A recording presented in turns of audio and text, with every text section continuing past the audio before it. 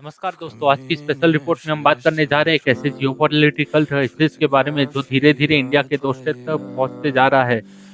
Waste Asia में चल रहा यूएस, इजराइल और ईरान का कॉन्फ्लिक्ट अब ग्लोबल टेंशन का रूप ले चुका है और इसका डायरेक्ट इम्पैक्ट इंडिया पर भी पड़ रहा है।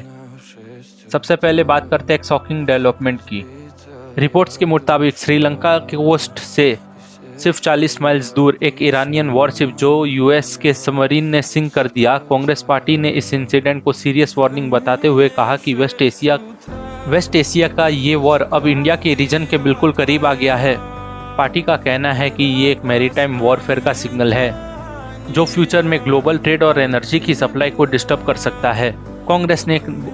कांग्रेस ने एक और बड़ा सवाल उठाया है। उनका कहना है कि यूनाइटेड स्टेट्स, जो इंडिया का स्ट्रेटेजिक पार्टनर माना जाता है, ने इतना बड़ा मिलिट्री एक्शन लेने से पहले न्यू दिल्ली को इन्फॉर्म क्यों नहीं किया।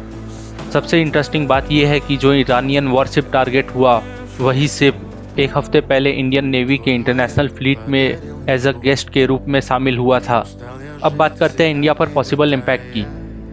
इंडिया अपनी एनर्जी की नीड्स लगभग 80% इम्पोर्ट करता है और इसका मेजर हिस्सा पर्शियन गल्फ और स्ट्रेट ऑफ हॉर्मोज से आता है।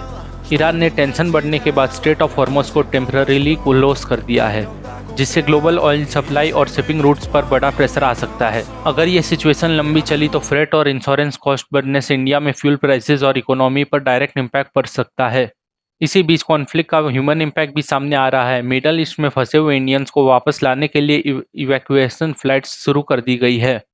इतिहाद एयरवेज और इंडिगो ने मल्टीपल रिलीफ फ्लाइट ऑपरेट्स की है, जिससे अबू धाबी और जेदा के इंडियंस को दिल्ली, मुंबई, कोची और बेंगलुरु लाया जाएगा। अब सबसे बड़ा सवाल ये है, क्या ये रीजनल कॉन्फ्लिक्ट ग्लोबल क्राइसिस बनने जा रहा है? और अगर ऐसा होता है तो क्या इंडिया अपनी इकोनॉमी, एनर्जी सिक्योरिटी और सिटीजन्स को सेफ रख पाएगा? इस तरह की इंपॉर्टेंट अपडेट्स के लिए चैनल को सब्सक्राइब जरूर करें और इस वीडियो को लाइक और